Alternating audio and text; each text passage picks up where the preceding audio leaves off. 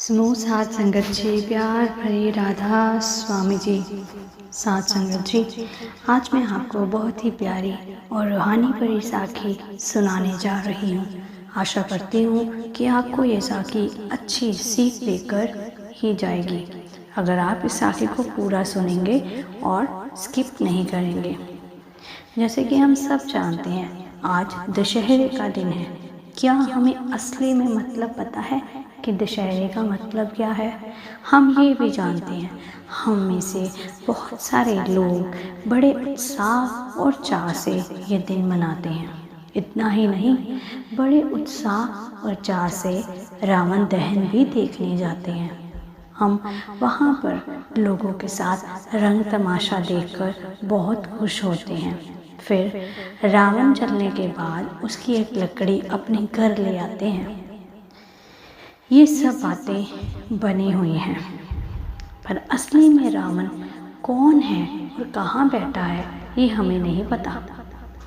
असली में रावण का दहन होता है या नहीं होता ये हमें नहीं पता। हम सिर्फ दुनियादारी के पीछे भागते हैं। हमने कभी अपने अंदर झांक के देखा कि हमारे अंदर का रावण जिंदा है या मर चुका है? साथ संगत जी, बाबा जी से यही प्रश्न पंडाल में पूछा गया कि बाबा जी, रावण दहन क्यों किया जाता है? जब रावण को एक बार मार दिया है तो बार बार रावण का पुतला क्यों जलाते हैं? अभी सवाल खत्म नहीं हुआ तो एक युवक ने और प्रश्न कर दिया कि बाबा जी, रावण दहन करने से मिलता क्या है? तो बाबा जी ने एक बहुत प्यारी सी साखी सुनाई। बाबा जी कहते कि मैं एक छोटे से विचार से इतना बड़े दिन का जो उत्साह और चाह लोगों में भरा हुआ है उसके बारे में बताता हूँ। तो एक छोटा सा गांव था, दशहरे का दिन था, चारों तरफ उत्साह था, बच्चे खुश थे, बाजार सजे हुए थे, लोगों ने नए कपड़े पहने हुए थे। शाम को हमें पता है कि रावण दहन होता है। तो चौक में बहुत बड़ा रावण का पुतला खड़ा किया गया था, 10 सिर वाला, हाथ में धनुष बाण। गंगा किनारे एक आश्रम था, वहाँ पर एक बाबा रहते थे। वे बहुत ज्ञानी संत थे, साधारण जीवन जीते थे, परंतु बहुत ज्ञान की बातें बताते थे। तो वहीं से कुछ बच्चे बाबा जी के पास पहुँचे और बाबा जी को कहने लगे, चलिए आप भी रावण दहन देख के आइए, बहुत बड़ा पुतला बनाया है इस बार। संत मुस्कुराए और बोले, रावण दहन देखना क्यों है? तो वो लड़के बोले, बाबा जी, परंपरा है, बुराई पर अच्छाई की जीत का त्योहार है दशहरा। राम जी ने रावण को मारा था, वही याद करते हैं। तो बाबा जी धीरे से बोले, क्या तुम सच में रावण को मारते हो हर साल, या सिर्फ पुतले को जलाकर घर लौट आते हो? सच्चाई तो यही है कि हम पुतला जलता देखने के बाद वहाँ से लकड़ी उठाई और घर को आते। करते तो हम सब यही हैं, पर वो ज्ञानी थे, उन्होंने ज्ञान की बात पूछी बच्चों से कि क्या तुम सच में रावण को जलाकर आते हो? तो साथ संगत जी, वो जो लड़के थे सोच में डूब गए और चुप हो गए। संत ने फिर पूछा, रावण के 10 सिर कौन कौन से थे? क्या तुम्हें इसका पता है?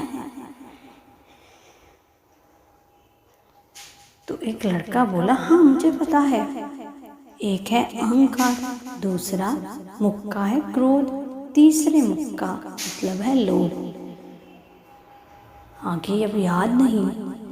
संत बोले, चलो मैं बताता हूँ।